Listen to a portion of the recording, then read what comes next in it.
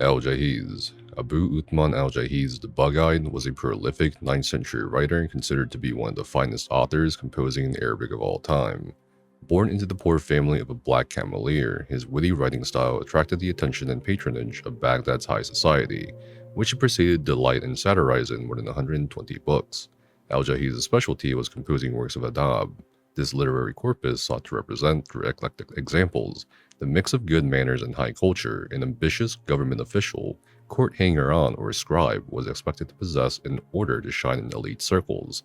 For example, elements of history and poetry, famous rhetorical retorts, jokes, anecdotes, and so on. As such, Al-Jahiz's books touched upon many different subjects, making still relevant observations.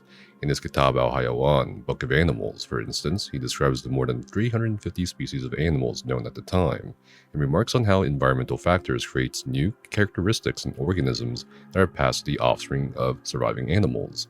Besides selling fish during his childhood, his only known professional activity was to write and appear in intellectual salons, or majlis, and hence he is one of the first professional writers in history. According to legend, even his death was linked to his love of literature.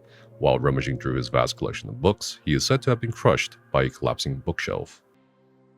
Arabic as a cultural unifier. Long a linguistic presence in the Arabian Peninsula and the Eastern Mediterranean, Arabic expanded all over the empire through the conquest of the 7th and 8th centuries and the establishment of Arabic-speaking diasporas and colonies. Through a combination of deliberate policies and peer pressure, it eventually became the lingua franca of much of the territory, stretching from the Pyrenees to the Himalayas. Many factors explain the expansion and popularity of Arabic. First and foremost, it was the liturgical language of Islam, and its mastery was necessary to read and understand the Quran and other religious texts. The slow and steady spread of this religion across the empire therefore led to the adoption of its sacred language by the new converts. Moreover, by the 720s, much of the administration of the empire had become Arabicized. Those wishing to advance socially and politically therefore found it well worth their effort to learn Arabic. Finally, as something akin to a common tongue, it became the language of trade, arts, and sciences between the various peoples of the empire. Despite being the dominant language of the empire, Arabic was not the only language spoken in it. Among other languages spoken were Persian in Iran, Syriac in Syria, Berber in North Africa, Coptic in Egypt, and Hebrew wherever there was a Jewish community. It is probable that most inhabitants of a cosmopolitan city like Baghdad spoke a little bit of multiple languages. Astronomical instruments. Long before the invention of the telescope, ancient civilizations developed ways to chart the heavens. Building on their knowledge, Abbasid scholars improved their methods and created instruments still in use today. The most important, and perhaps the most long-lived, was the astrolabe. It was created in the 3rd century BCE by Greek astronomers as a way to hold the universe in the palm of your hand. An astrolabe is indeed an engraved circle representing the stars rotating in the pre-Copernican geocentric thinking of the time around the Earth. A circle in the middle of an astrolabe represents the user, set on a line that represents the horizon. Various points indicate known stars. From the 8th century onwards, Abbasid astronomers improved the astrolabe by adding elements for deciphering the date and hour of the day, or other engraved discs pointing to the stars that could be seen at different latitudes for use by travelers. This apparatus had many uses, determining the time of rising and setting of the suns and stars, calculating the height of buildings or the length of river crossings, and finding prayer time or the direction of Mecca. Abbasid astronomers found hundreds, if not thousands, of different ways to use this handy instrument. Astronomy and astrology. It is said that if you are ever lost in the desert, looking at the stars will help you steer your way to safety. Like their Umayyad predecessors, the Abbasid Caliphs certainly believed in the usefulness of stargazing and funded the construction of observatories and the translation of many Greek, Indian, and Persian astronomical works. One of the most important Arabic works of astronomy from this period was a 10th century treatise on the fixed stars, a commentary on Ptolemy's Almagest of Abd al-Rahman al-Sufi. Illustrated with depictions of stars and constellations known from classical antiquity, it was widely copied and used for centuries after. Al-Sufi is credited as the first astronomer on record to have observed the Andromeda Galaxy. Abbasid astronomers were not only interested in the science of astronomy, they were also interested in its practical applications, especially astrology, the art of determining auspicious days for activities. For instance, al-Mansur sought the help of astrologers in choosing where and when to build Baghdad. Attempting to decipher the future in such a way required an extensive understanding of the movements of the heavenly bodies. Time-consuming observations and elaborate calculations were needed to create astronomical tables that describe the precise positions of the Moon, the Sun, and the 5 known planets: Mercury, Venus, Mars, Saturn, and Jupiter. Special events such as floods and invasions were noted next to them and could be used to suggest causality between the stars and human life. Astronomy was therefore seen as a tool for astrology, but it could also be used on its own for calculating prayer times or land surveying. Whatever their final objective, opposite-era astronomers contributed enormously to astronomical knowledge, and were responsible for the discovery of many stars, Altair and Aldebaran, and the coinage of many astronomical terms, azimuth, nadir, that are still used today.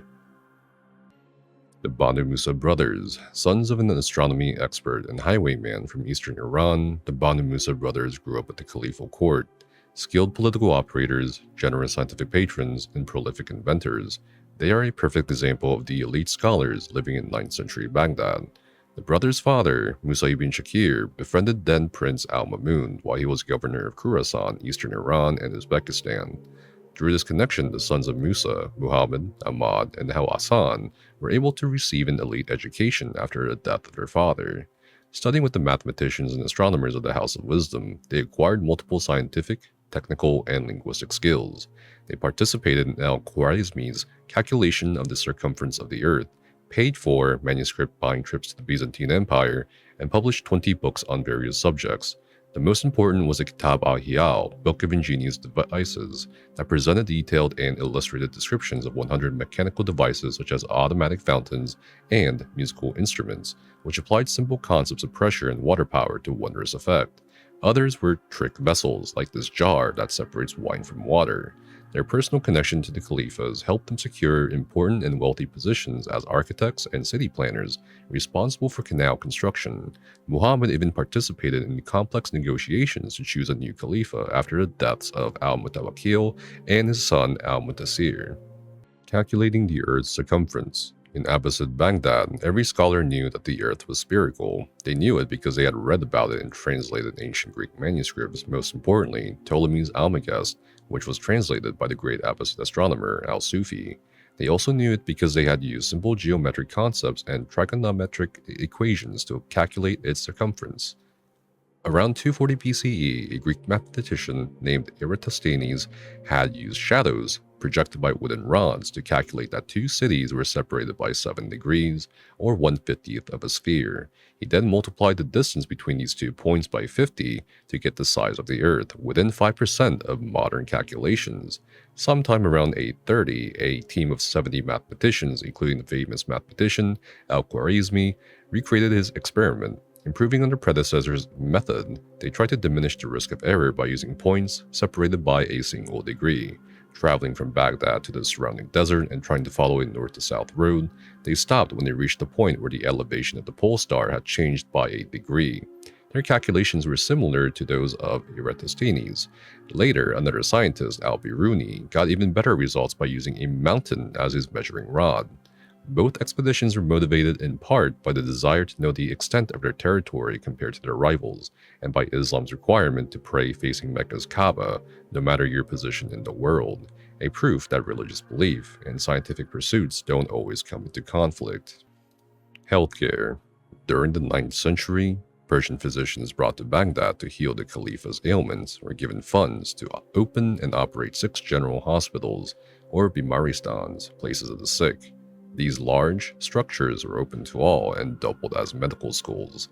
The medicine practice in them was founded on the twin pillars of traditional expertise and empirical observation, with the latter becoming more and more prominent over time. Many works of ancient Greek, Roman, and Persian physicians such as Hippocrates and Galen were translated into Arabic as early as the 8th century. They provided a theoretical framework known as humoral medicine, in which illness represented an imbalance in the 4 humors: blood, phlegm, and yellow and black biles, chemical systems that are thought to regulate human behavior. Practitioners therefore needed to adjust this balance through bloodletting, the use of laxatives, or changes in diet or environment. The result was a holistic approach to medical treatment. But Baghdadi physicians were not blind followers of tradition. Most treatments were tried and tested, including writing magical formulae on medicine bowls, and their efficacy was then rationalized by humoral theory. One of the most famous hospital directors of Baghdad, Abu Bakr al-Razi, placed great emphasis on observation and experimentation, arguing that questioning traditional views was the basis of medicine. This innovative state of mind led him to distinguish between smallpox and measles for the first time. House of Wisdom. Constructed on the orders of Khalifa al-Mansur, the House of Wisdom served as the Abbasid royal library, where ancient knowledge was preserved and translated into Arabic. As the workplace of most of the empire's prominent minds, it was an essential institution of 9th century Baghdad. The idea of combining an academy of learning with a library was not an Abbasid innovation. The Beit al-Hikmah was actually modeled on similar pre-existing institutions such as the Great Library of Alexandria in Egypt or the Kundi Shapur Academy of Iran. This may have been part of al-Mansur's strategy to portray his dynasty as the legitimate successors of the 7th century Sasanian Persian kings, whose memory was still held dear by the Iranian elites of the Abbasid Empire. In any case, the House of Wisdom became home to at least 8,000 books in Arabic, whose names have been transmitted to us via the Kitab al-Firis, compiled by Ibn al-Nadim in 987 to 88. They covered a vast variety of subjects from astrology to zoology. It seems that the institution suffered from the Caliph's sojourns away from the capital after 836, and mention of it ceases after the reign of al-Mutawakkil, but it served as a powerful example of caliphal patronage of science, and soon maintaining reading rooms and working spaces for scholars became expected of any ruler in the Muslim world. Khalila and Dimna. Khalifa's sons were raised in the harem, away from the world they might come to rule. Many means existed to educate them about it, from tutors to special administrative jobs. Among them was a so-called mirror prince's literary genre, in which lessons were offered through parables. The most famous example is Khalila wa Dimna. This collection of fables tells the story of a king, Debshlim, who seeks the counsel of the wise with Pi on matters of statesmanship and court politics. The old man responds with interwoven stories featuring animals, in particular the two jackals, Khalila and Dimna, who attempt to gain admission into the Lion King's inner circle through the telling of clever animal tales. Khalila wa Dimna's creation followed the same path as many other texts of the time. The text first appeared in a 3rd century BCE Indian text called the Panchatantra and was translated from a Middle Persian version into Arabic around 750. New elements were added at each step. Translator Ibn al-Mukafa was a prolific writer and one of the most notable intellectuals in the Abbasid court, producing both translations and original works. His corpus not only introduced Indian and Persian works to a popular audience, but also preserved them for future generations. Khalila wa Dimna has since inspired many other collections of stories, from Machiavelli's The Prince to the Fables de La Fontaine, and is still widely read today. Papermaking. A technical revolution played a pivotal role in the scientific blossoming of the Abbasid Empire, the diffusion of paper making.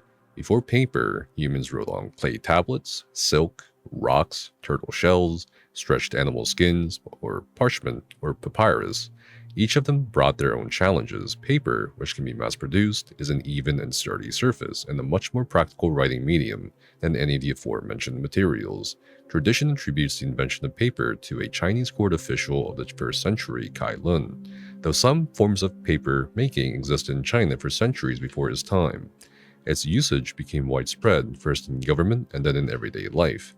In the 8th century, paper making spread from East Asia to the Abbasid Empire. At times, Chinese engineers captured by caliphal soldiers have been considered the initiators of this movement, but Chinese and Middle Eastern papermaking techniques were quite different, the former using mostly tree fibers and the latter rags. It is therefore more probable that Silk Road travelers brought the idea with them and adapted it to the environment of Baghdad. From there, papermaking reached Europe in the 11th century. The replacement of costly papyrus or parchment with economical and durable paper had a momentous effect on Abbasid intellectual life. It made books production easier, faster, and cheaper. Book copyists could be found in markets and public, as well as private libraries were founded throughout the empire.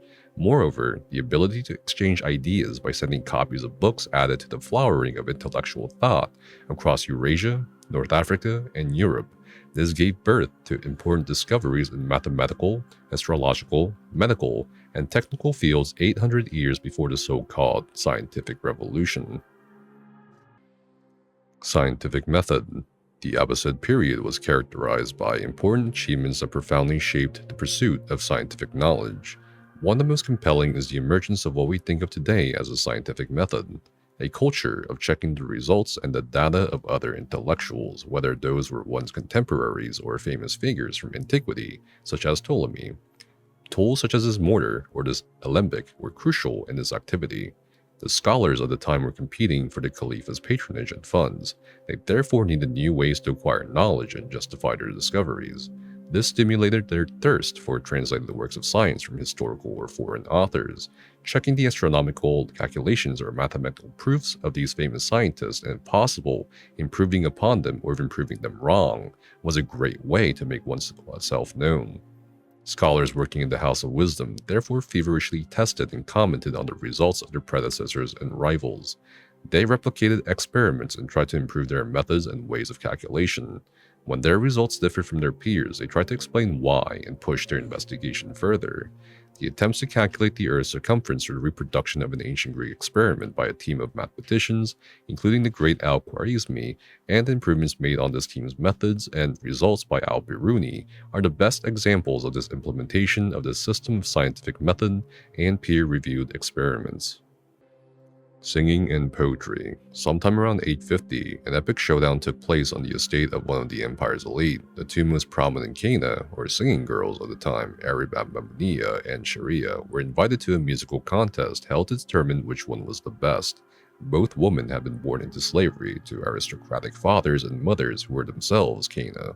Through their skills, they had obtained wealth, influence, and even their freedom.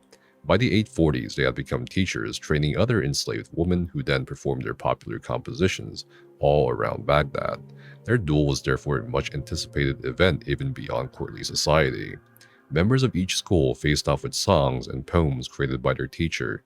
Each perfectly followed the intricate stylistic rules of the time and covered themes ranging from a religious homily to ribald fighting. In the end, Arib and Sharia confronted each other in a discussion full of witty repartees. In the decisive moment, the former managed to prove that her younger rival had ripped off some of her melodies from other popular Kana. For Sharia and her late patrons, this was a shattering moment. Arib went on to receive gifts of land, gold, and silk for her victory. This story, and dozens of others like it, was collected in the 10th century Kitab al-Aghani, Book of Songs, of Abu al-Faraj al-Isabani. One of the most important medieval Arabic texts, this work shows the importance of poetry and music in the Abbasid Empire. In a society deeply influenced by the oral culture of ancient Arabia and Persia, producing beautiful poems was indeed one of the best ways to attract the attention of a potential patron and to acquire wealth and fame. The 1001 Nights. Drawing on a rich tradition of Indian and Persian literature, the Arabic collection of folktales 1001 Nights first appeared in 9th century Baghdad. Despite its name, it initially included about 200 stories which used the setting of the time, the great cities of Baghdad and Damascus, the Khalifa Harun al-Rashid, or the life of the bazaar as a backdrop. At the center of the compilation is the famous framed story of Shahrazad, a brilliant woman who volunteers to marry the king Shahryar. After his first wife cheated on him and broke his heart, the king reacted by marrying a new woman every night and having her executed in the morning, so no one could be unfaithful to him again. To save her life and that of other women, each night Shahrazad tells the king a portion of a story, always ending with a cliffhanger so the king will have to spare her life another night. These stories take many forms, from child-friendly animal tales to highly erotic poems. Some last only a few paragraphs, others dozens of pages. They cover many topics and touch on many themes, among them justice and the unjust treatment Shahryar has inflicted on his wives. The theme of women acting to save lives by telling stories was a popular one.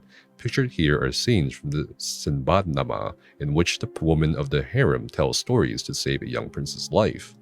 The 1001 Nights was described with contempt by the 10th century bookseller Ibn al-Nadim, who considered its themes unfit for a cultivated audience. But his opinion was obviously not shared, as the compilation's popularity throughout Abbasid society helped it survive and spread to the entire empire and beyond. Storytellers and scribes from various cultures have added, subtracted, and altered individual stories ever since.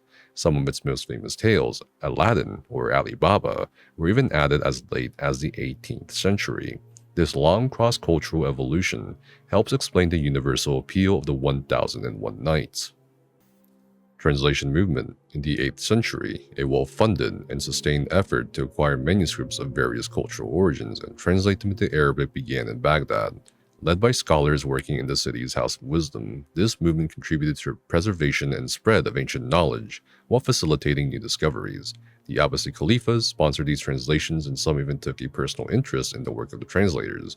They seem to have given special attention to astrology and astronomy, which were believed to be useful in providing auspicious dates for important undertakings, as well as to medicine, which was of course necessary for their own survival. Their example was followed by other important members of the social elite. Administrators wished to acquire mathematical skills to assess revenues and maintain irrigation systems. Muslim theologians found it helpful to translate Greek dialectical texts, especially Aristotle's, to support Islamic beliefs in the face of non-Muslim critiques.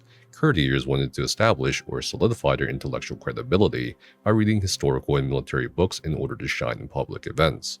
The translations were often carried out by Persians or Syrians, who spoke both their native tongue as well as Arabic and often used Middle Persian or Syriac as an intermediary language. The translators would send for manuscripts from Greek-speaking Byzantium, or they would go there themselves to look for books. Some texts were also acquired through diplomatic channels, such as the Zij al-Sindin, astronomical tables brought by an envoy from India to the court of al-Mansur. The translated works were then copied and read all around the Abbasid Empire and even beyond its borders. Some Greek philosophical works and Indian mathematical books, translated and reworked in Baghdad, went on to be very influential in 12th and 13th century Europe, for instance. Alcohol production and consumption. Islamic law prohibited alcohol consumption because it altered the mind and caused wrongful behavior. It was therefore considered a major sin. However, Abbasid religious scholars discussed the precise scope of this ban. Some interpreted it as a full ban on all alcohol consumption, while others limited it to excessive consumption, public drunkenness, or only to alcohol made from fruits, grapes, dates, etc., as opposed to mead or beer, for example. In practice, alcohol was nonetheless consumed, as proved by numerous accounts in drinking vessels, including one pictured here whose inscription reads, "Drink, blessings from God to the owner of the goblet." Alcohol was even a major topic of poetry in a genre of literary works called the Kamriyat, which was dedicated to praise of wine, intoxication, and the pleasures of the table. These accounts established that alcohol was consumed at every level of society, including by clergymen and high-level officials. It seems that the issue of alcohol and its prohibition was possibly more focused on public drunkenness, which could lead to police intervention, while there was probably a higher degree of tolerance for drinking in private areas. The main producers of alcohol seem to have been the non-Muslim members of the Abbasid society. Most of them did not follow the same religious restrictions and brewed or vinified what they consumed. Monasteries were among the most famous winemakers. They were forbidden to sell any of it to their Muslim neighbors, but many stories of inebriated visits to the monks and even bottles sporting representations of priests seem to indicate that the law was not followed by everybody. Agriculture. The Umayyad and Abbasid periods corresponded with important advances in agriculture across the caliphal territories. They were facilitated by the size of the empire and a taxation system which favored irrigated lands. Even though this period has sometimes been called an agricultural revolution, it mostly took the form of an expansion, intensification, and spread of existing techniques. Pre-existing infrastructures such as Roman or Persian aqueducts, canals, and reservoirs were expanded and brought to previously arid lands. The use of agricultural devices such as water mills, animal-powered water lifts, sakia, and water screws, known across the Mediterranean but sparsely used until then, became widespread. Crops common in the eastern parts of the empire, such as sugarcane or bananas, were adapted to new environments from Egypt to Iberia and North Africa. The results were higher yields, larger cities, and plenty of citrus fruits. These developments went together with the consolidation of land ownership into the hands of the elite.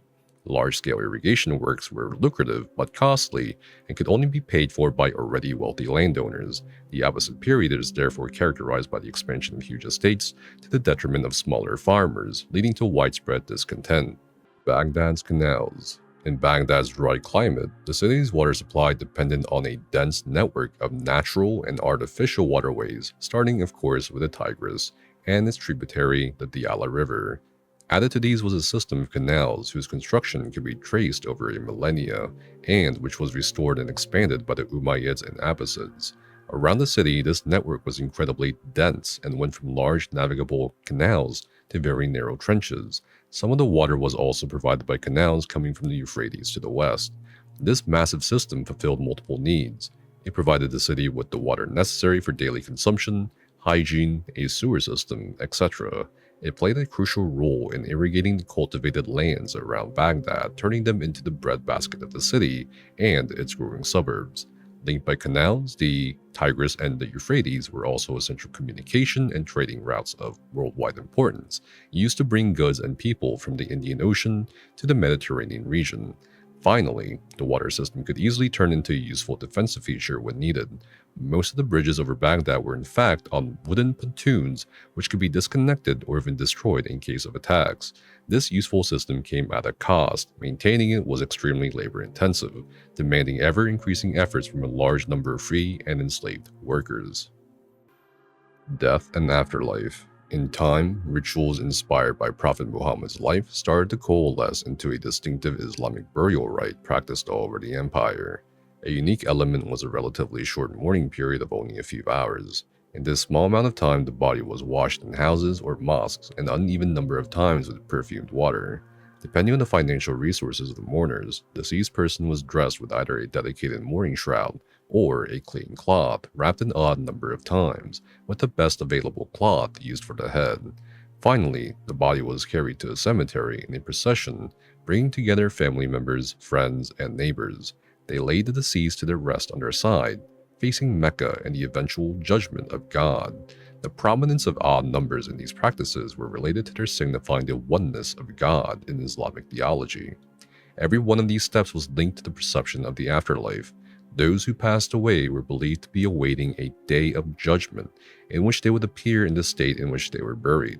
Then would be decided their eternal fate, either in Jannah, the final abode of the righteous, or heaven, or in Jahannam, the place of punishment for evildoers, or hell. Of course, this view of death as transitional did not prevent feelings of sadness. Abbasid cemeteries were full of family members visiting their dead loved ones, offering poems, prayers, and small tokens of affection or memorabilia. Dhimmi, non-Muslims. The term dhimma means obligation and was used in Abbasid times to refer to conquered peoples under a specific tax obligation to the government. People of the dhimma, called dhimmis, were often descendants of the Christians, Jews, Zoroastrians, and others whose communities came under the control of the Abbasid Empire.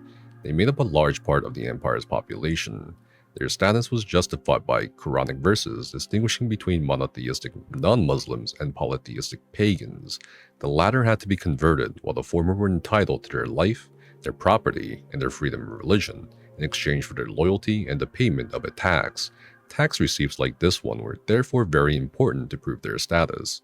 Many dhimmis played important and public roles in the empire. For instance, Syrian Christians played a significant role in translation initiatives. The most famous translator of the time was Hunayn ibn Ishaq, an historian Christian physician. Having mastered Arabic, Syriac, Greek, and Persian, he translated more than 100 works, specializing in medical and scientific texts. For this, he was paid handsomely, as much as some provincial governors. Other dhimmis served the Abbasid caliphs as physicians, astronomers, tax collectors, and even viziers. This policy was born out of self-interest for the caliphs. During the Islamic expansion of the 7th and 8th centuries, very few Muslims had the administrative know-how to ensure the continuous day-to-day management of the cities they were conquering, and letting the local elites keep some form of power facilitated their surrender immensely. During the Abbasid times, this still held true. When Khalifa al-Mansur attempted to remove dhimmis from his administration, he was soon compelled to return them to their positions due to their expertise. Dome of the Ass. Fetch me my noble donkey? As hard as it might be to believe, in the Abbasid period, the donkey was regarded as one of the noblest creatures, fit for royalty, and as some legends and painted manuscripts depict, for the Prophet Muhammad himself. This helps to explain the unconventional name of this building. The Dome of the Ass, Kubat al-Himar, was built by Khalifa al-Muqtafi Ibla in the southwestern corner of his palace. It is described in medieval sources as very great in height, with a spiral stair at such an easy gradient that the Khalifa could ride to the top on a donkey trained to walk at an easy gait. In order for the slope to be gentle enough for a donkey to climb to its apex with little strain, this building must have been quite large and tall. The gnome's name was also very important in another way. The year of the donkey was especially significant for the opposite empire, as it was during this year that the revolution through which they acquired power took place. The year of the donkey is also present in some Islamic beliefs related to the Day of Judgment. The Kubat al-Himar had therefore a significant name that contemporaries would have understood as noble, royal, and heavenly. This symbolic power continued for centuries, as shown by the star-shaped tile of the later Ilkhanid period. Education system. Education at a rudimentary level was accessible to most boys and girls in opposite cities. While elite members of society would be taught by private tutors at home, less fortunate children of 6 to 9 years of age would attend the Kutab, place of writing, a school usually located in a mosque. It was run by a male teacher whose wage was paid directly by the parents or subsidized by pious endowments in the case of destitute or orphan children. His job was to teach the children to read and write by copying verses of the Quran on any surface he could find. Paper, clay tablets, even sand. Some elements of arithmetic and basic religious duties such as the rules of ablutions and prayer were also taught. But the most valued achievement of any Kutab student was to memorize and recite the 6,348 verses of the Quran, a feat that would merit the child an award and even an honorific procession through the city. Most children did not pursue their studies after elementary school, but adult classes existed and could be attended by anyone willing to listen. They involved lectures on subjects like Quranic exegesis, law, theology, logic, or medicine. To become a master, a student had to participate in classes until he was deemed knowledgeable enough and given an ijazah, a sort of diploma. These adult classes could take place in any large public space, especially in mosque courtyards. In the 11th century, the system developed further and became centered on the madrasas, schools for adults funded by endowments provided by patrons. Some academic debate exists as to whether girls could attend public classes. Sharing class with boys and traveling to the Kutab could lead to evils, such as harassment, aggression, or simple conversation. It could also prevent girls from learning domestic skills they were expected to acquire. The idea that they should be taught at home was therefore quite popular, even if exceptions did exist. Daughters of rich and scholarly families, for instance, would benefit from a thorough home education, and hundreds of women scholars' names are known, but this figure is dwarfed by the number of male scholars of the period. Hajj, pilgrimage to Mecca. Once in their life, every Muslim who is physically and financially able to do so is enjoined to carry out a pilgrimage to Mecca, Islam's holiest city. This Hajj takes place only once a year, in the 12th and final month of the Islamic lunar calendar. It commemorates events linked to the life of Prophet Ibrahim, his son Ismail, and the latter's mother Hajar.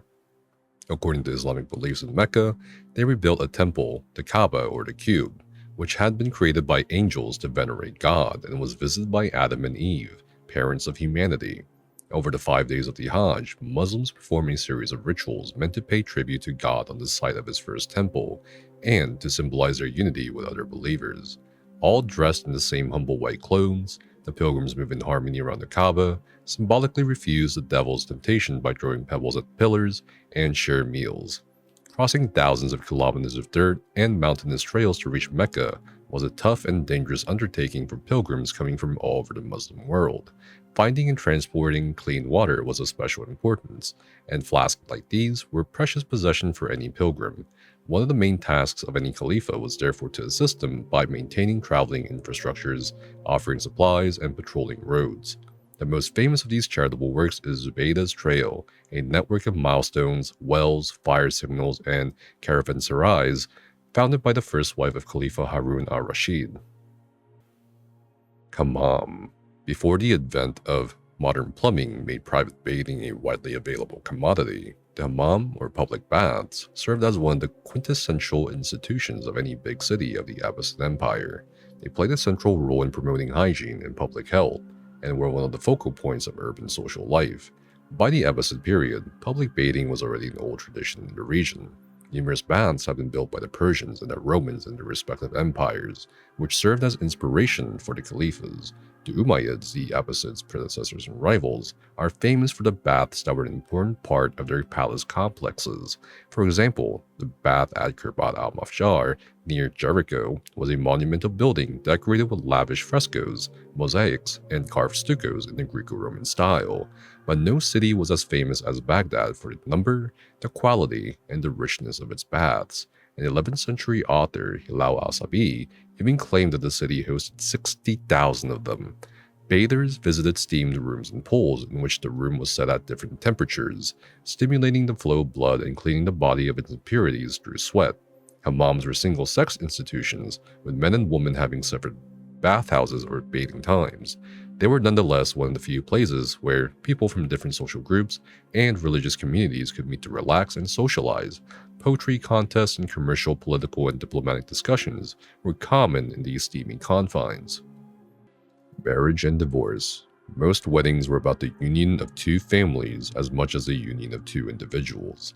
Women could not legally give themselves away in marriage and needed the approval of a male relative.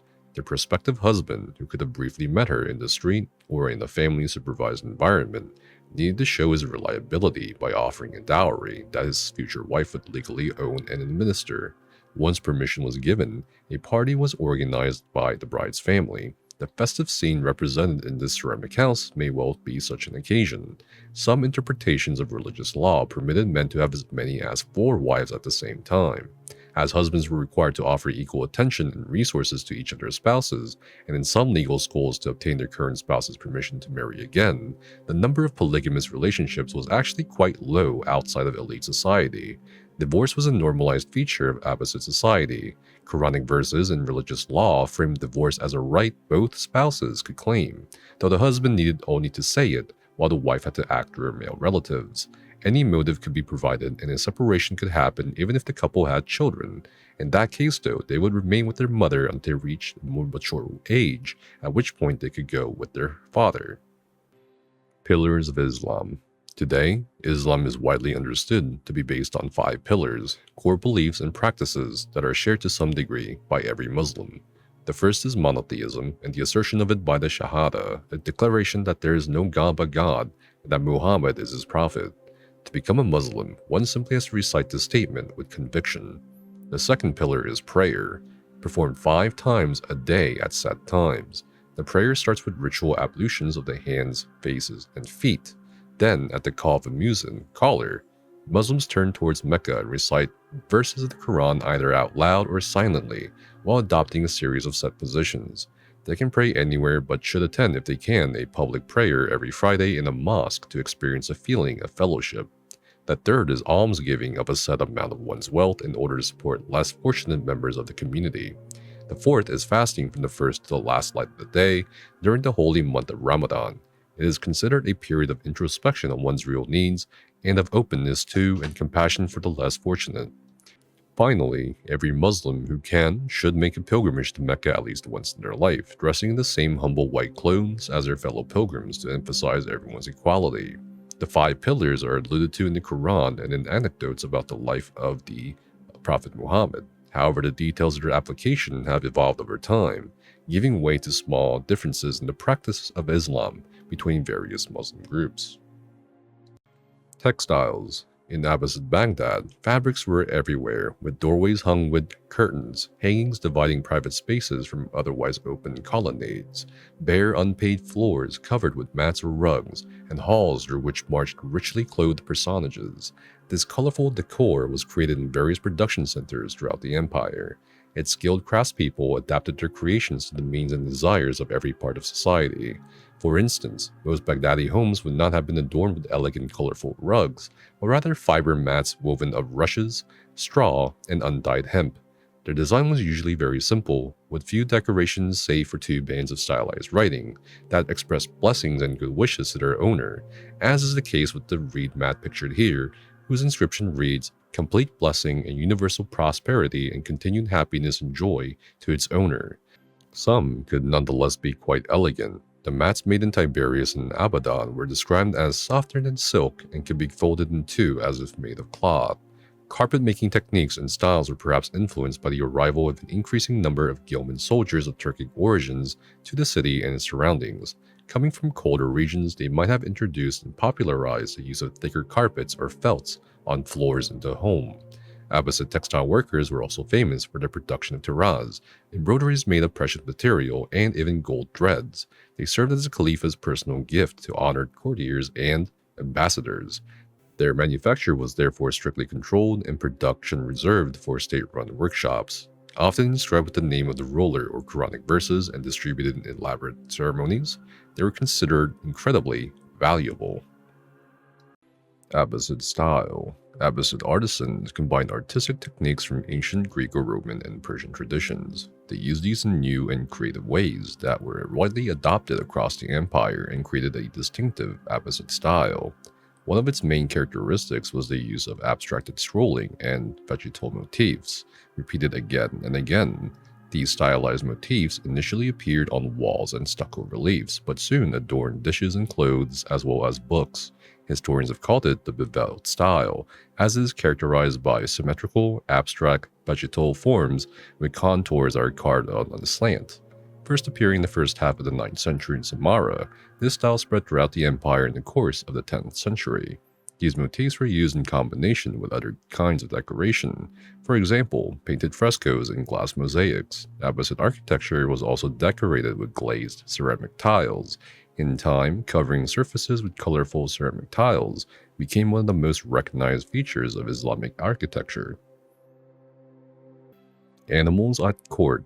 In addition to its many human residents, the Caliphal court was home to numerous animals, coming from every corner of the empire and featuring in public as well as private settings. They symbolized the Calipha's power and generosity. Enthralled ambassadors were received in the capital by silk-clad elephants, while shiny thoroughbred horses were ridden by the Khalifa in his public appearances. Zubaydah, wife of Khalifa Harun al-Rashid, even had a pet monkey which she dressed as a general, but no animal featured as heavily at court as the hunting falcons of the Caliphal falconry grounds. Since antiquity, falcons have been linked to gods and kings in the Persian culture, which influenced the Abbasid court. Through their graceful flight and deadly efficiency, they were associated with various heavenly beings, protecting good and resisting evil. Seeing them on the eve of battle or using their feathers on weapons was thought to bring supernatural protection. Training them was therefore a way of harnessing divine help and cultivating legitimacy. Caliphs also used falcons to hunt, as well as in public demonstrations of skill. They devoted huge resources to their acquisition and maintenance. Elaborate hunting expeditions provided full-time employment to a vast group of organizers, trainers, veterinarians, and assistants working under the supervision of the Al-Bazir, Master Falconer, one of the main officers of the court. Professional catchers who picked up eggs and chicks in their nests, as well as merchants dealing in sporting birds from all over the world, also profited from this costly habit.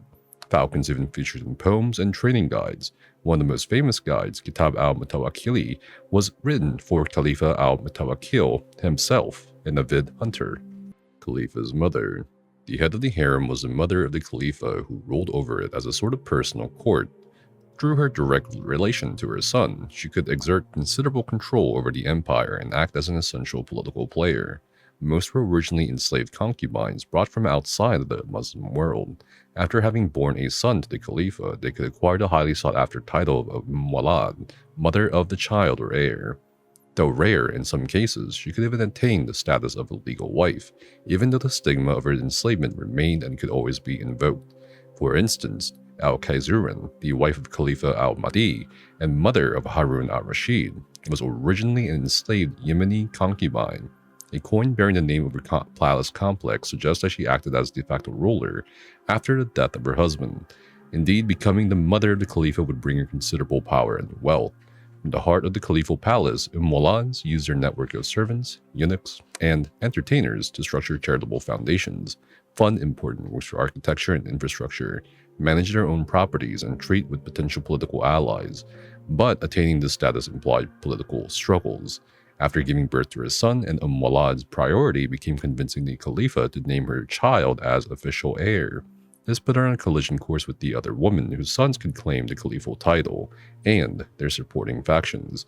Unruly or rebellious brothers could be dealt with by assigning them to posts in distant territories, while fratricide was frowned upon as impious and therefore inappropriate for a ruler in the Abbasid age. Conspiring to take the throne could, in rare cases, lead to execution. Eunuchs. Eunuchs were castrated men who enjoyed powerful positions at the Abbasid court and other Islamic courts of the caliphal age, although they were enslaved. They served their ruler in many capacities as elite court administrators, educators, treasurers, messengers, bodyguards, and military commanders. They also supervised the creation of luxury goods, such as this ivory carved casket. But one of their most significant duties would be ensuring the security and management of the harem. Consequently, they often collaborated with powerful women of the court. Aside from the Abbasids and before them the Umayyads, many other courts have used eunuchs throughout history, especially those of Tang China, Byzantium, and Sasanian Persia. In all cases, the justification for their employment was that being childless and far from their own families and native lands, eunuchs had no other ties to compromise their loyalty to the Khalifa and the elites they served. Their status as castrated males meant they were not subject to restrictions on interacting with women, unlike uncastrated males. Therefore, they had the freedom to interact with both men and women in the court, and to move in any space, especially in and out of the harem. As such, eunuchs could act as messengers and political operators, serving as a link between the private and public spaces of the Khalifa's life. They were also often relied upon in politically sensitive situations, transmitting news of the ruler's health or even death outside of the harem, and commanding armies in civil wars and rebellions. Finally, eunuchs could be important members of court factions, especially those involving Khalifa's mothers and mothers of Khalifa's children. This could have dire consequences if they ended up on the losing side. Gardens and power. Since antiquity, gardens have been a way for rulers to demonstrate their control over the environment. As such, impressive caliphal gardens were the worthy successors of Babylon's hanging gardens, ancient Persian enclosed parks, or paradises, and the villa gardens of ancient Greece and Rome. Abbasid gardens continued the practices established by ancient rulers and by their early caliphal predecessors in historic Syria, Jordan, and Iraq. The Abbasid caliphs built enormous garden terraces whose functions and meanings range from the practical and agricultural to the pleasurable and the ceremonial. They transformed this environment into a fertile landscape by cultivating a great variety of trees, such as date palms and many delicious and fragrant plants. Their vast rectangular garden terraces featured pools, fountains, and garden pavilions, encircled or divided by water channels and walkways. Gardeners cultivated a wide variety of flowers and aromatic herbs brought from every corner of the empire.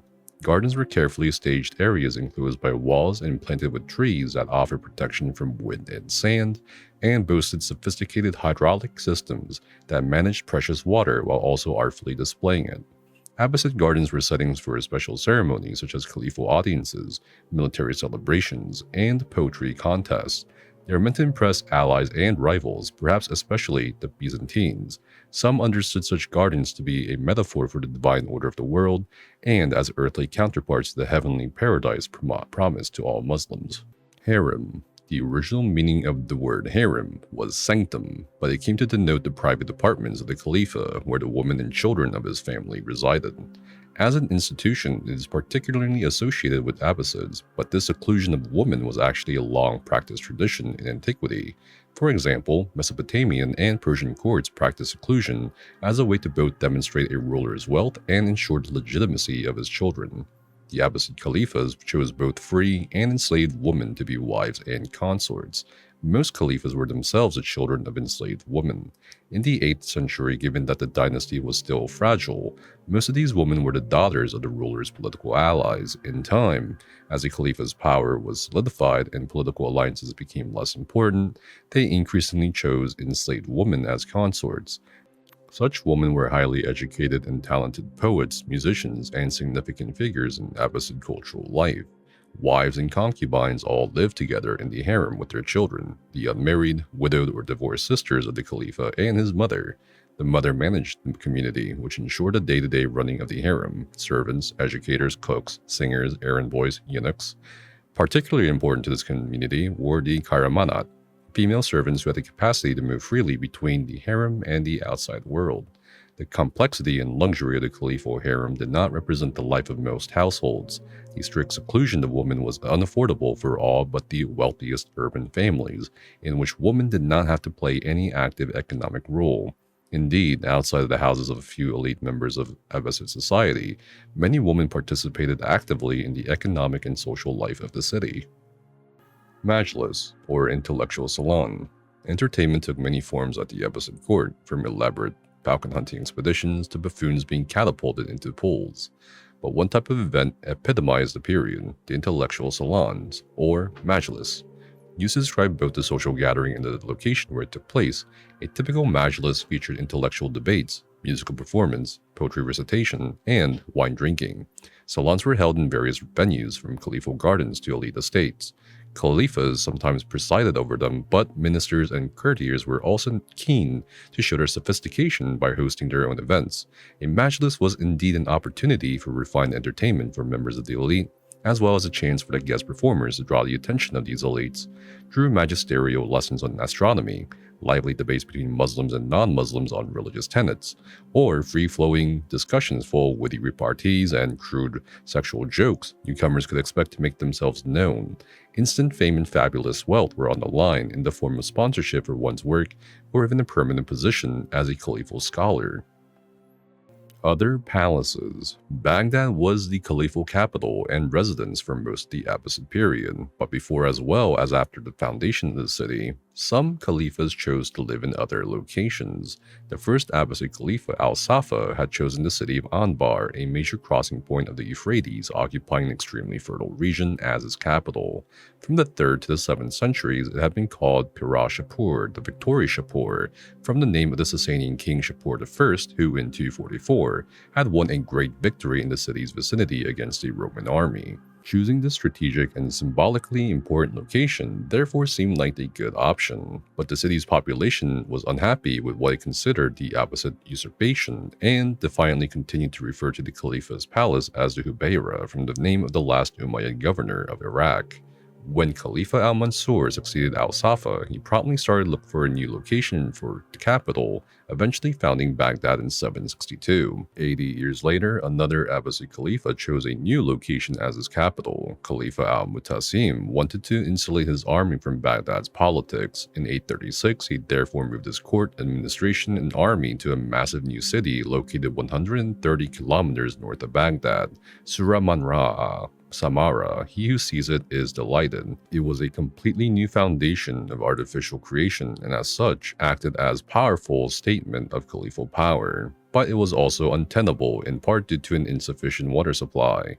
In 892, after the caliphs had returned to Baghdad and stopped pouring vast sums of money into Samara, its elegant buildings became gigantic ruins haunted by a golden past. Well preserved, they have been a part of the UNESCO World Heritage Site list since 2007 and provide an unparalleled example of Abbasid architecture and urbanism. Perfumes. Perfume was extremely important in Abbasid society. Adults of both sexes and every class, as well as children of any age, wore it daily. Food was perfumed as it was thought to prevent decay. Physicians suggested the use of aromatic ointments derived from both plants and animals as part of their remedies. Fragrance was even added to ink and to the materials used in mosque building. Multiple production techniques existed to accommodate such widespread usage. Some were new, such as the distillation process of dried fruits and flowers invented by the alchemist Jabbar ibn Hayyan. Others had existed for centuries, such as mixing fragrant ingredients with wine or pressing fruits and plants until oil was extracted. Another ancient technique was enfleurage, the act of rubbing oil-soaked cloth against aromatic materials before pressing the cloth to obtain scented oil. A 9th century historian, al-Tabari, describes how Khalifa Harun al-Rashid had the air of his palace perfumed by having women dressed in tunics sodden with rose water, seated on top of aloes wood.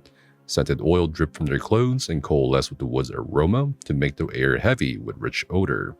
Arabia had been an important producer of aromatics such as balsam and myrrh since antiquity. The widening of horizons that characterized the Abbasid period made these local products less popular than exotic fragrances brought from South and Southeast Asia. The most sought after were camphor, a powder made from the bark of the camphor tree, musk obtained from the gland of the Himalayan deer, and ambergris, a substance produced in the digestive system of sperm whales. Qian, or singing girls, a distinct class of women in Abbasid society were the Qian. Often brought to the caliphal court from distant reaches of the empire and beyond, these women were highly educated and trained entertainers whose proximity to caliphs could lead to powerful positions. As a special type of enslaved woman, the Qian tended to be much more expensive and to have a higher social status than regular concubines who did not have training as poets and entertainers. Most Qian were brought as girls or teenagers into rich households or special singing schools.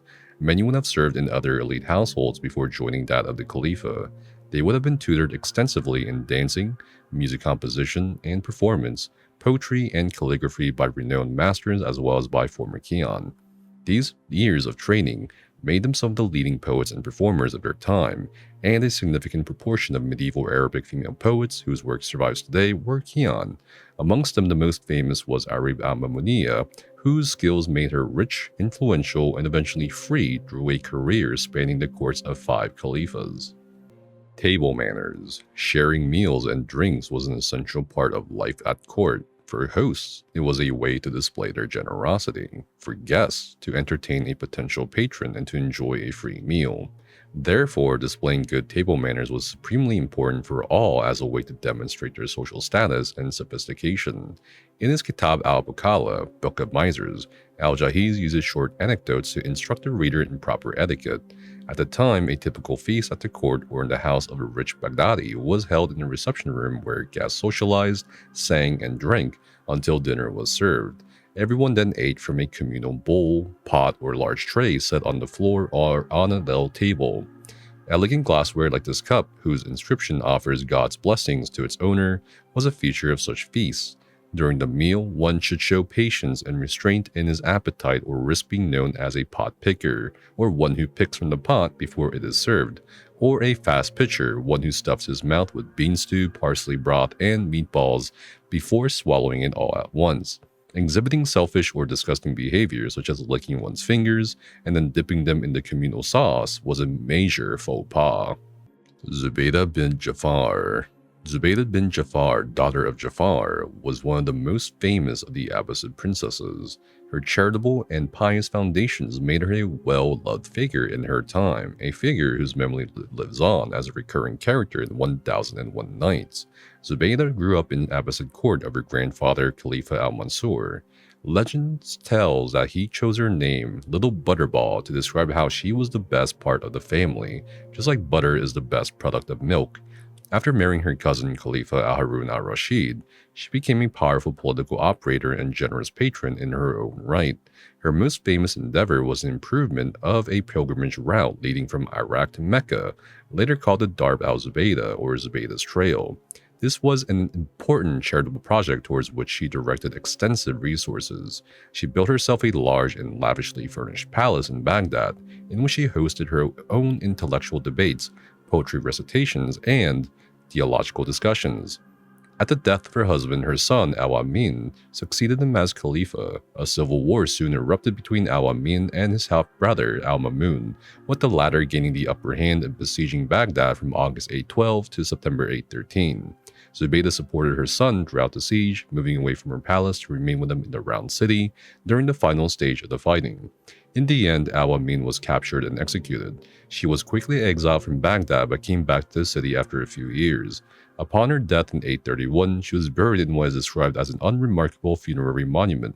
It became a frequently visited spot for pilgrims about to start the Hajj and wishing to thank this most famous of Abbasid queens for her charitable works. Baghdadi exports. From Northern Europe to East Asia, Abbasid craftsmanship was coveted and sometimes even copied by emperors and monks alike. Numerous objects created in the empire have been found outside of it. Their abundance testifies to the importance of commercial and cross-cultural exchanges at the time. Coins made in Abbasid mints figure preeminently in these finds. Golden dinars and silver dirhams of a stable weight and value were struck with regularity in Baghdad and other cities. Merchants' confidence in them was such that they were used well beyond the empire's borders, especially in Northern Europe where few organized power centers produced their own coins. One Anglo-Saxon king, Offa of Mercia, went even further than using them. He created golden coins that simply copied dinars struck by Khalifa al-Mansur, complete with an Arabic inscription attesting that there is no god but God alone.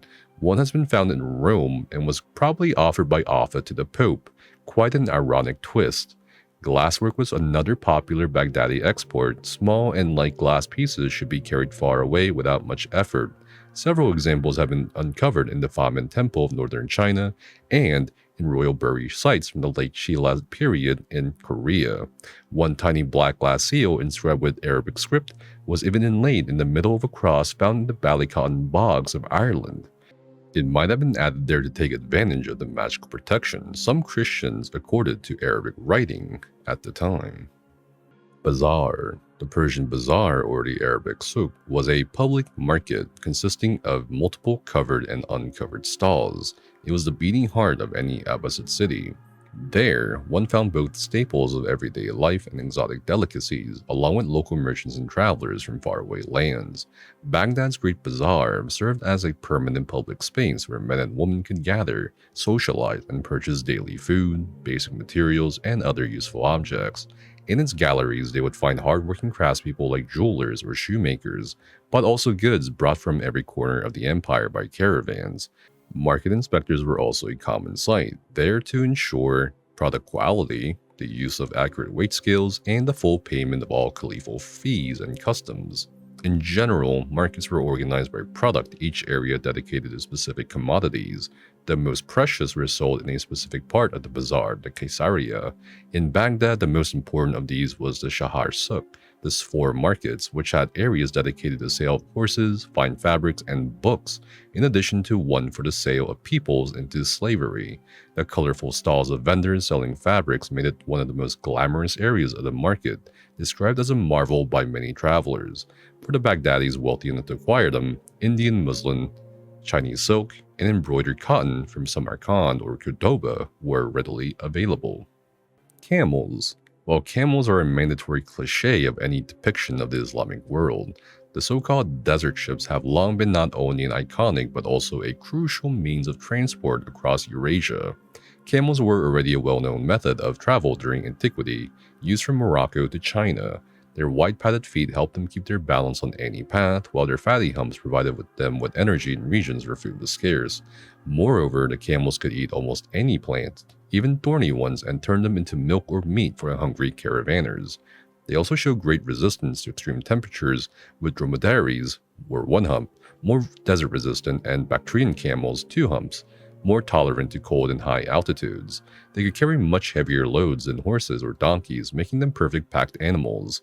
Their efficiency and flexibility had a clear effect on the economic wealth of the Abbasid Empire, boosting its trade and facilitating travels all across its huge expanse. They were also useful in warfare as they could run surprisingly fast. The preferential use of camels had important consequences on the landscape and the city planning of the empire. Caliphs did not need to maintain an extensive paved road network, as camels did not need one. Since camels made wheel carts virtually unnecessary, Abbasid cities could also maintain narrower roads. The tall buildings that lined these narrow roads kept the city in shade, meaning that the ambient temperature inside cities was several degrees lower than in surrounding open areas. Caravanserai. The caravanserai was a palace, saray in Persian, for groups of people, caravan. More roadside inn than palace, it offered a safe place and varying levels of comfort to merchants, pilgrims, and travelers recovering after a day's journey along the empire's roads. Caravanserais were commonly constructed by the caliphs, their relatives, and members of the local elite to display their piety and generosity. Hundreds of them dotted the empire, especially its Iranian and Iraqi core. They were built about 30 kilometers apart, the distance a man and his pack animal could be expected to travel each day. In them, travelers could find safety for the night, exchange goods, share news, and pay taxes to ensure the maintenance of the facility. No two caravanserais were alike, even if most of them featured a large courtyard surrounded by a wall. Both their physical appearance and available facilities varied widely from one to the other. In plains and deserts, the courtyard would be open and the walls made of dried bricks, while in the mountains, a fully roofed area would keep out rain and snow. The most well-appointed had a cistern, stables, a prayer space, guards, and rooms for guests, but most were simple roofed galleries without any of these niceties. While no caravanserais survived from this period, the so-called desert palaces of the Umayyads like Qasr al-Hayr al-Sharqi may have fulfilled a similar role. Center of a world. In the 9th century, hundreds of thousands of people called Baghdad home. They worshipped many different gods, spoke many different languages, and came from many different places. What attracted them was the reputation of Baghdad as a global commercial, intellectual, political, and financial hub. The city was linked to various regions and other cities around the world through a network of maritime and land routes known as the Silk Road. Chinese merchants would reach Baghdad's port through the Indian Ocean and the Tigris River and meet Byzantine monks, Andalusi intellectuals, and Scandinavian adventurers coming from the Mediterranean Sea through the Euphrates River. What attracted them was the splendor and fame of the Abbasid capital and its court. Fueled by the resources of the vast empire brought to the city by centralized caliphal administration, the court could buy any exotic products brought to Baghdad and patronize the production of incredibly delicate crafts that the rich all over the world coveted. Like other pre-modern empires, the Abbasids recognized and employed talents from groups irrespective of religious or ethnic background. They made sure to award positions to whoever proved the most competent, no matter his or her origins, mixing Persian Muslim astronomers with Syriac Christian translators and Jewish physicians. All this made 9th century Baghdad the great multicultural center of its time. Ceramics and lusterwares. To accommodate the court's taste for elaborate luxuries, Iraqi potters experimented with new techniques, colors, and styles in their creations. Their most important innovation was luster painting, which created a glittering effect so popular that it went on to be exported and copied everywhere from Portugal to Thailand. One of the main sources of inspiration for Abbasid artisans were Chinese wares, especially white and blue porcelain brought to Iraq by boat in the 9th century. Their hardness, translucency, and whiteness were at the time revolutionary in the region, and they enjoyed immense prestige among the wealthy. Initially, Iraqi potters attempted to meet this demand for Chinese imports by direct imitation, coating their usual brown earthenware in a white tin or lead-based substance before adding decorative colored glazes. However, Abbasid potters soon began attempting modifications to produce their own style, adding motifs inspired by local vegetation, such as palm trees and metal plants. More importantly, Iraqi potters started to experiment with an entirely new technique, luster painting. This involved preparing a special overglaze by blending silver or copper oxides with a carrier such as ochre and then mixing this fine powder with vinegar and gum. This mix was painted onto an already glazed pot and fired in a special reduced oxygen kiln. If done right, this complicated and costly technique created an incredible metallic sheen. The result was almost alchemical, with simple earth appearing to have been transformed into silver or gold. Emporium of the World. In Baghdad's bazaars, one could find almost all the products of the known world. Chroniclers wonder at items such as Russian foxskins, Indian sandalwood, or Byzantine goldwork, but most trade involved rather less prestigious precious commodities.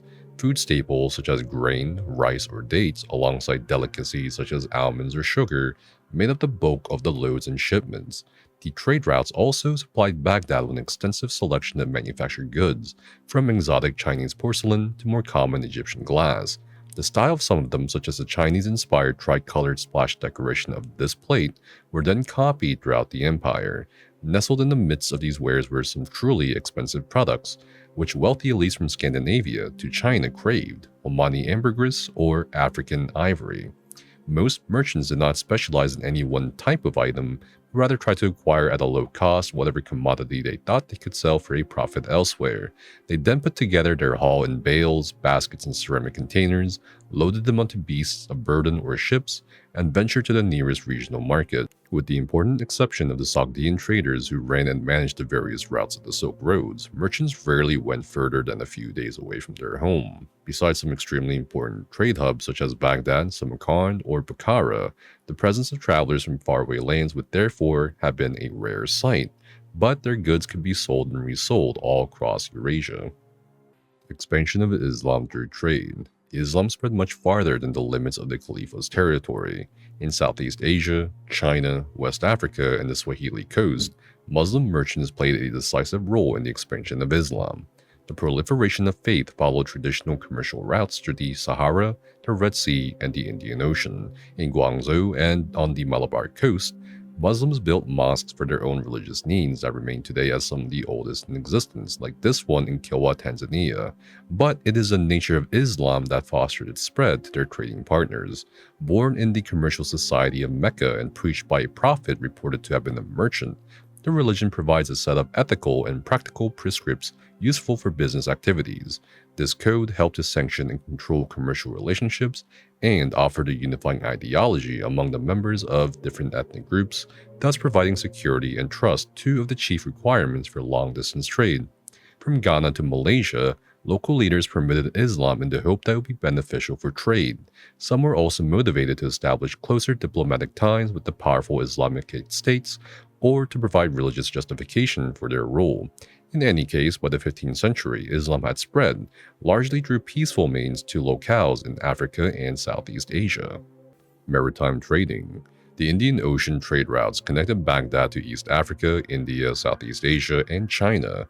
Faster to cross than the land ones, they were also fraught with dangers. The ApoAlaia accounts of China and India describes the travels of one Suleiman al-Tajir and other unnamed explorers across the Indian Ocean between 850 and 910. The 5-month journey took them from Baghdad to Guangzhou through Oman, southern India, Malaysia, and Indonesia. All along the way, Suleiman and his peers traded fine clothes and coins for Indian ambergris, Indonesian spices, and Chinese porcelain. They also noticed the presence of Muslim and Christian communities in many ports and commented on the food and customs of these foreign lands. The discovery in 1998 of an Arabian shipwreck dated from 830 near the Indonesian island of Belitung confirmed much of the information related in the ApoAlaia and the impressive global reach of the Abbasid trading networks. These maritime travels could be dangerous. Rudimentary astronomical instruments made coastal navigation the only option, and reefs claimed many boats. The vessels themselves were surprisingly frail, with uncaulked planks sewn together with coconut fibers rather than nailed. More efficient building methods existed on the Mediterranean shores, but the much higher cost of iron in the western Indian Ocean led to the survival of the region's traditional watercraft.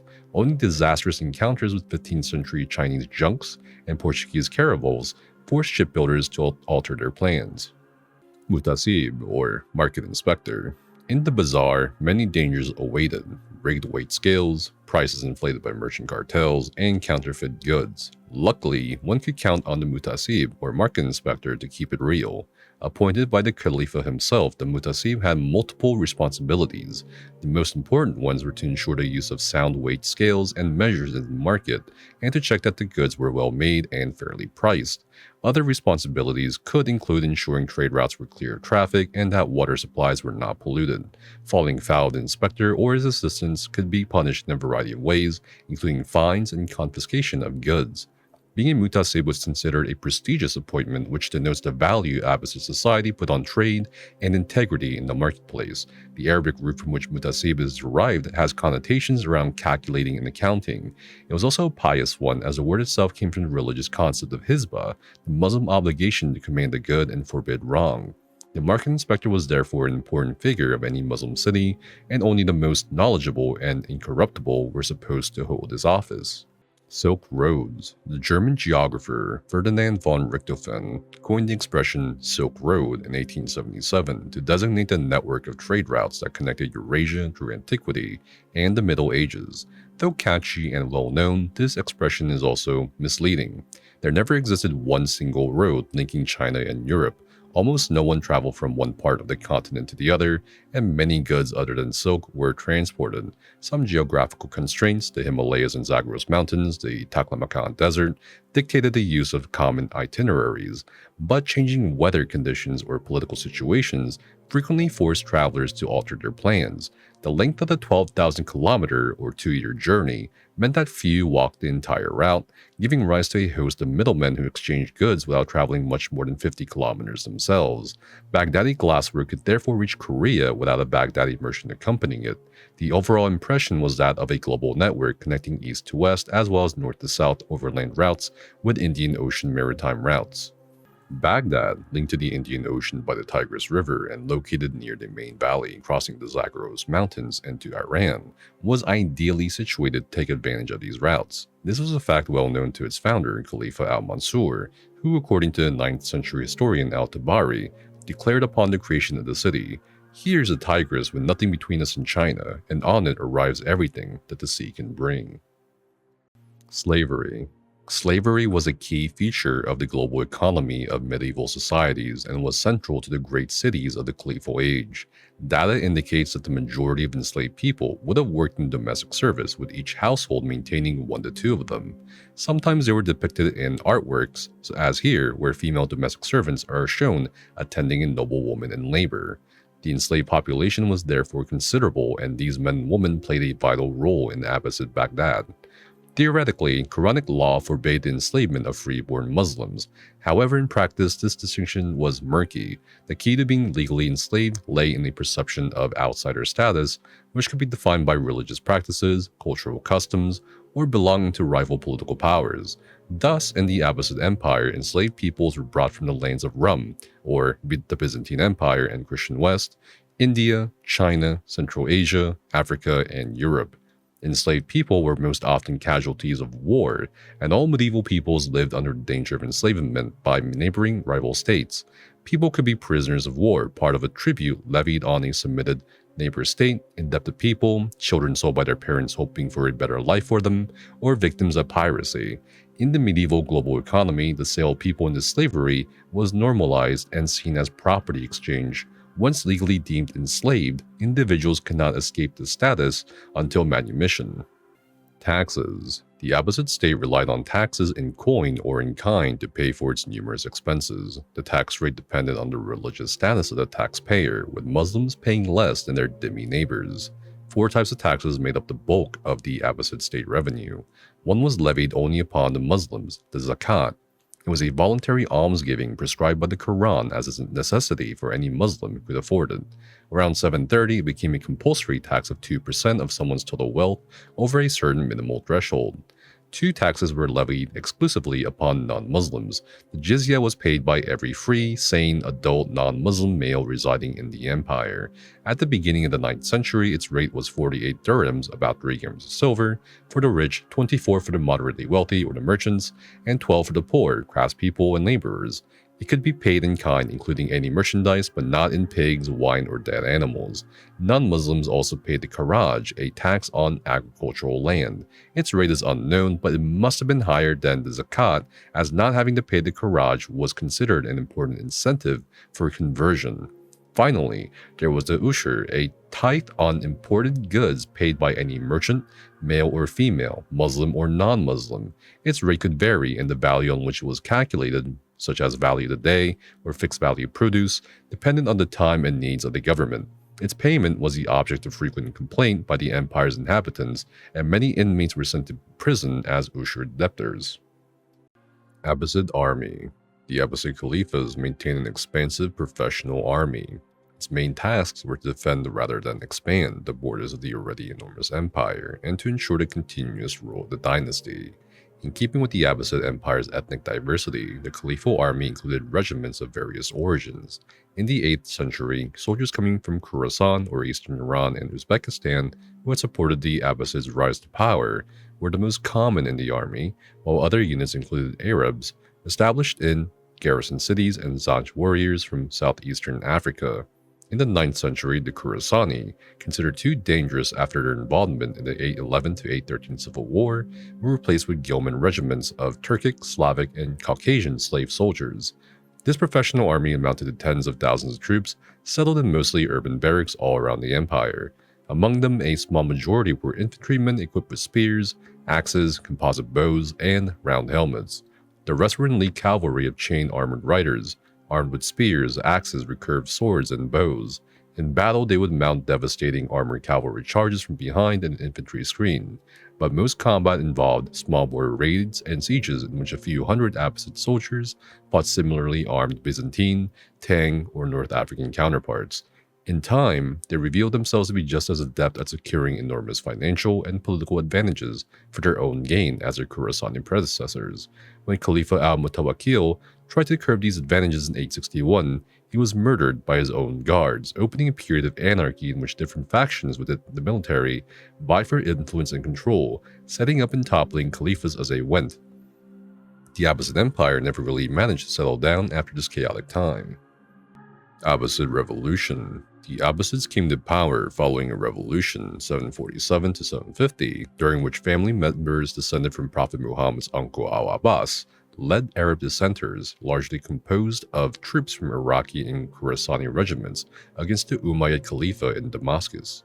A particular import was a military leader Abu Muslim, a general of either Iraqi or Persian descent, whose prowess on the battlefield eventually led to the toppling of the reigning dynasty. The Umayyad dynasty had been caliphs since 661. As a result of the rapid expansion of the empire in the ensuing years, tensions arose between local peoples and Umayyad administrators. In the 740s, the Umayyad Empire was significantly challenged by North African peoples. The massive number of troops sent to these western lands and the failed attempt to reassert caliphal authority in the region aided the Abbasid revolution in the east. The notables of the Eastern Empire who were unhappy with the reigning dynasty, specifically their tax policies, indeed took advantage of the weakened Umayyad military position to attack its Syrian heartlands, the power base of the dynasty. With fewer troops available, the Umayyad center of Damascus soon fell to Abu Muslim's troops after the Battle of the Zab, or Iraq, in 750. After the victory, the newly installed Abbasid caliphs struggled with what to do with the dangerously popular hero of the revolution. Eventually, to secure his power, Khalifa al-Mansur had the troublesome Abu Muslim assassinated. The Abbasid dynasty, however, continued to rely on its Persian power base, a fact reflected both in the move of the capital to a more eastern city, Baghdad, as well as in the choice of the top administrators of the empire. A difficult succession. At the death of a Khalifa, another one succeeded him immediately, but sometimes deciding who that other would be was a complicated and dangerous task. The Abbasid Empire possessed clear rules about succession. Any male member of the ruling family could in theory become Khalifa as long as he commanded the support of enough key elements of the government. After the passing of a ruler, a power struggle could therefore ensue between the various candidates and their partisans in the army or the administration. The harem, where the Khalifa's family and children lived and where he usually spent his last days, was another important factor in these scrambles. The reigning Khalifa usually tried to nominate his successor. He could choose any of his male relatives but often favored one of his sons, if he had any. He then attempted to ensure that his chosen candidate would receive the support he needed by shoring up his position in the army and by having key members of the government and the Abbasid family take religious oaths to respect his decision. He would sometimes include the name of this chosen heir on coins struck by him. When the Khalifa had been a respected and powerful figure, these measures would usually suffice, but if not, or if his chosen successor was a divisive figure, a child, one of many brothers, nothing prevented the soldiers and the administrators from trying to push for another candidate. After the reign of al-Mutawakkil, caliphal succession became more heavily contested than it had been in the early days of the dynasty, and often led to coup attempts and sometimes civil war. A coin issued during the reign of al-Mu'tadi shows that successions did not always go according to plan. In addition to al-Mu'tadi's name, this coin includes traces of the names of the previous Khalifa, al-Mu'taz, and the name of his son and then apparent heir, ApoAlaia, who never became Khalifa. Barid, or postal system. Khalifa al-Mansur believed that the Abbasid state stood on 4 pillars: clerics that feared God, guards that helped the weak, honest tax collectors, and the Barid, an extensive system of couriers and spies who ensured everyone else's loyalty. Postal routes set up and paid for by the state have existed in one form or another in the Middle East since the Achaemenid Empire's Royal Road. It was an essential tool for ruling an empire stretching from Morocco to China. The Abbasids took over the system in 750 and expanded upon it in the following decades. Their Barid was made up of postal routes established to expedite the reception of news and the issuing of orders to the provinces. 930 small stations, 8 to 10 kilometers apart, were prepared and staffed with runners, riders, and horses ready to go at a moment's notice. Food, water, fodder, and everything needed by couriers were readily available to ensure the speedy transfer of information. The head of the system was the Sahib al-Barid, or Master of Letters. His job was to report the important affairs to the Khalifa, to carry out his orders, and to supervise the work of the empire's administrators. As such, he was respected by his colleagues as a man who could sway their whole destiny with a single word. Dur-Kurigauzu. On the outskirts of Baghdad stands what looks at first sight like a hill battered by the winds. On closer inspection, however, the mound is made of baked bricks which form a 60-meter high structure. According to an inscription found on one of them, they were placed by King Kurigauzu II in the 14th century BCE. It is the last standing building of the former capital of the Kassite Empire, Dur-Kurigalzu, the fortress of Kurigalzu. The Kassites ruled over central and southern Mesopotamia, or Iraq, from the 16th to the 12th century BCE. While their precise origins are uncertain, they adopted many of the cultural and political practices of their Babylonian predecessors. Amongst them was the construction of ziggurats, terraced compounds made of receding levels that served as temples. In Dur-Kurigalzu, this took the form of a 69 by 67 meter building, of which only the core survives. Around it were a royal palace and an entire city, both of which were destroyed by the Elamites of southeastern Iran around 1155 BCE. The ziggurat served as a temple for centuries, but it too was eventually abandoned. Devoured by time and sand, it nonetheless remains one of the most iconic buildings of the area, often confused with the biblical Tower of Babel by medieval and early modern travelers. Founding of Baghdad. When the Abbasids overthrew the Umayyads in 750, they quickly decided to relocate their capital away from the Umayyad center of power in Damascus. In 762, Khalifa al-Mansur founded a new city which served as his family's residence for the next half millennium. After a personal reconnaissance of central Iraq, he chose a fertile plain bounded by the Tigris River next to a village called Baghdad, or God-given in Persian. In selecting his location, al-Mansur participated in a long tradition of imperial cities in the region. Both the Greek Seleucids and the Persian Sasanians had founded their capitals of Seleucia and Ctesiphon, respectively, in the area. Legend has it, a few kilometers to the north of these ruins, the Khalifa used his sword to draw 3 concentric circles in the sand upon which the city walls were built. Inside the city, he installed his palace, large gardens, government offices, and military barracks. In keeping with the Roman tradition of city layout, the concentric circles were divided into 4 quadrants by a Cardinal Maximus, or north-to-south road, and a Decimanus Maximus, east-to-west road, which, upon leaving the city, led to various parts of the empire. From the start, the city had many names. Al-Mansur called it Madidat al-Mansur, the city of Mansur, his administrators the Round City, and most of its inhabitants Madinat al-Salam, the city of peace, in reference to the Quranic paradise. In time, all these names disappeared and only Baghdad remained. Soon, merchants and craftspeople flocked to this new center of power, resulting in the vast expansion of the city outside of the original walls. By the 9th century, multiple districts on both banks of the river hosted hundreds of thousands of Baghdadis. Al-Mansur's creation had become one of the largest and most famous cities in the world. Gates of Baghdad. From its foundation, Baghdad was surrounded by walls which protected its inhabitants against invaders and sandstorms. A series of large gates allowed military, processional, and commercial transit through these impressive fortifications. The city's most striking feature was its round layout. The circular design was inspired by newer cities founded in the 7th century and by ancient cities like Gur or Ardashir, founded by Sasanian kings centuries before Khalifa al-Mansur created Baghdad. By the 10th century, Baghdad had outgrown the original round city, and it was abandoned. Because of the destruction of the city by the Mongols in 1258 and the subsequent urbanistic development on top of the ruins, no archaeological evidence of it remains. The circular inner city could be accessed through 4 equidistant gates. Each led to a different region or city of the empire and took its name from its destination: Kufa to the southwest, Basra to the southeast, Khorasan to the northeast, and Sham to the northwest.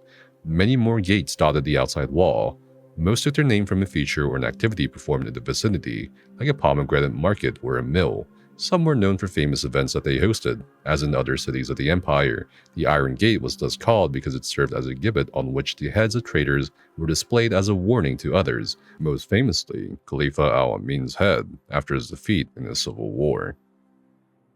Yeomen, or servant soldiers. From 811 to 813, a vicious civil war pitted al-Amin and al-Mamun, the 2 sons of Khalifa Harun al-Rashid, against each other. In the end, the former was executed after a long and destructive siege of Baghdad, and the latter ascended the throne. The episode generated a demand for troops loyal only to the Khalifa and created lasting tensions between the groups of elites who had supported each of the 2 brothers. Al-Mamun and his successor Al-Mutasim's solution was the creation of a professional military made largely of enslaved boys and men originating from Turkic-speaking tribes of Central Asia who were renowned for their skills as riders and archers. These gilmen, plural form of ghulam, or servant, were expected to serve their master loyally. After completing a formative training, a ghulam joined the elite guard as a mounted warrior. Their distinctive clothing and accessories were mentioned by medieval authors and depicted in surviving artworks such as this one. Reviews were organized every year in which the Khalifa would personally assign each of his horsemen to a certain rank and pay according to his performance and receive loyalty oaths from them. This system gave the Abbasid rulers a professional army on which they could depend, and, adopted by rival rulers, it lasted for centuries. But it was not without problems. Over time, these new soldiers attained significant positions of power and influence within the ruling elite. Chroniclers of the time paint a picture of tensions caused by the presence of the Ghilman in Baghdad, a situation which may have led al-Mutassim to relocate the armies to the new capital of Samarra. Also, the substantial cost of acquiring and maintaining this professional army ate up a great part of the Khalifa's revenues. This led to financial instability in the later part of the 9th century. Greeks-bearing gifts. The Abbasids' power made them major players in diplomatic and geostrategic game from the Atlantic to the Pacific Ocean. From Tang China to Carolingian France, high-ranking officials came to Baghdad bearing lavish gifts with high hopes of forming an alliance. History records the name of numerous ambassadors sent to the Abbasid court for one reason or another. One was Yang Liangyao, a Chinese eunuch who came to Baghdad to negotiate an alliance in 785.